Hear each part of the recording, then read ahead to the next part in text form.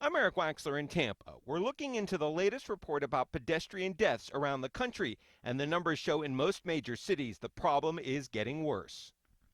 Numbers which have been bad the last couple times we've done this report. We last issued it in 2022, 2021 before that, that it's still getting worse. Steve Davis is the Assistant Vice President of Transportation Strategy for Smart Growth America.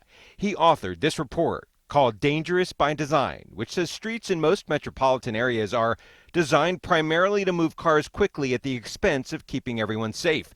The Memphis metro area is the most dangerous, according to the report, with more than 5 pedestrian deaths per 100,000 crashes. Tampa comes in eighth on the list with 3.75 pedestrian deaths per 100,000 accidents.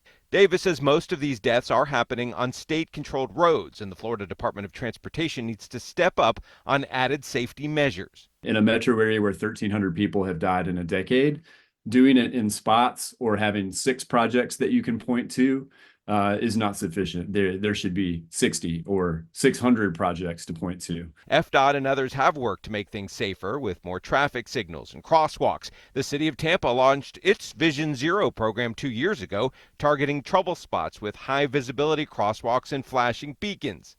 You've got to take dramatic steps. You can't keep doing largely what you've been doing and make little tweaks and make small interventions. It needs to be a pretty dramatic paradigm shift. Smart Growth America has an interactive map where you can see the Bay Area's pedestrian deaths from 2008 to 2022.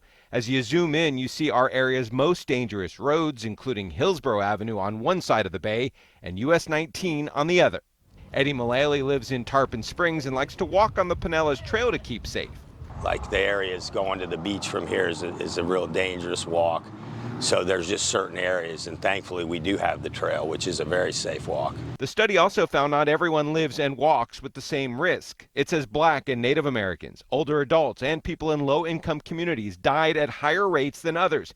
Davis says even cities at the bottom of the list have higher pedestrian death rates than cities in Western Europe, and design has a big impact. Even being down at the bottom of this list is a better place to be, but it's still numbers that exceed the levels of death that we see in other countries that have all the same things that we have. They have distracted driving, they have drunk driving, they have cell phones, they have all of these things. Yet they've managed to find a recipe that leads to more safety. Davis says he sees the issue getting more attention, which will hopefully lead to change. More than 7,600 people were hit by vehicles and killed while walking in the U.S. in 2022. In Tampa, Eric Waxler, ABC Action News.